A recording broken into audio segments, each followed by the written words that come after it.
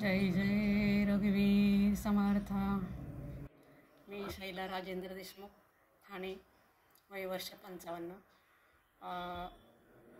अंबज्ञ भगवद्गीता वृंद या संस्थेचे मी सदस्य आहे आणि अनुराधाताई राजाध्यक्ष यांच्या मनाचे श्लोक या जागतिक स्पर्धेमध्ये मी भाग घेतलेला आहे।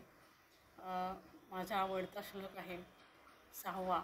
नको रे मना दंभ क्रोध हा खेदकारी, नको रे मना कामना ना विकारी, नको रे मदा सर्वदा अंगीकारो, नको रे मना मत्सरो दंभ भारो।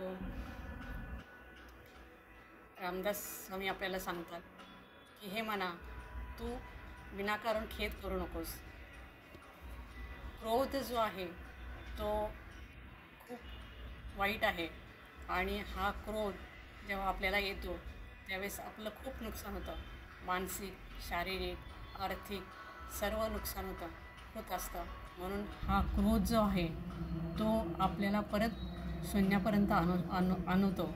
म्हणून आपण जेव्हा क्रोध करतो, जेव्हा आपल्याला क्रोध येतो त्यावेळेस खूप साऱ्या गोष्टी आपल्या चुकीच्या घडत जातात।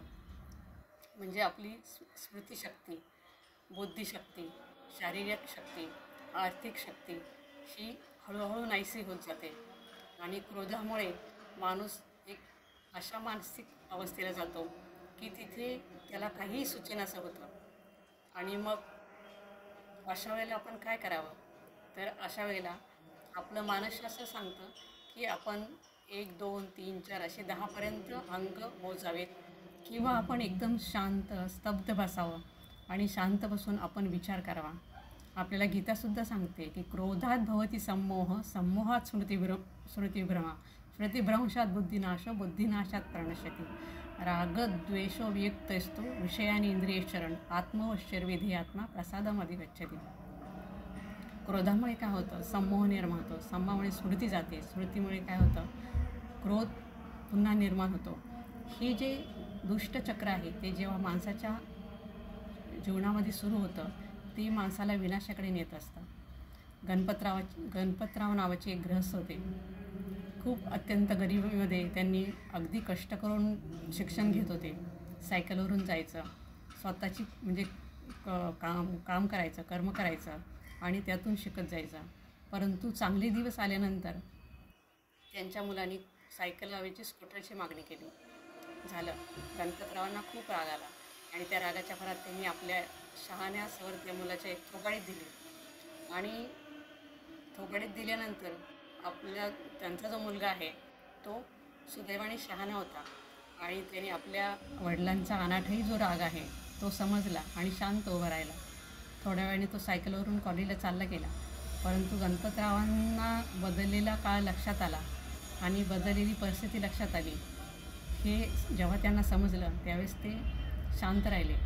परंतु आपला शहाणा मुलगा रागाच्या भरात कुठे जाईल की काय, निघून जाईल की काय, काही करेल की काय, ह्या चिंतेने ते त्रस्त झाले। ह्या चिंतेमुळे ते खूप म्हणजे त्यांना काही सुचेनास झालं, अस्वस्थ झाले ते। आणि नंतर राग जी क्रोधाची लहर आहे ती क्रोधाची लहर जोपर्यंत ओसरत नाही तोपर्यंत आपण काय केलं पाहिजे, शांत राहिलं पाहिजे। कुठलीही कृती किंवा कुठलीही बोलणं ही आपण टाळलं पाहिजे। क्रोध हा माणसाचा खूप मोठा शत्रू आहे।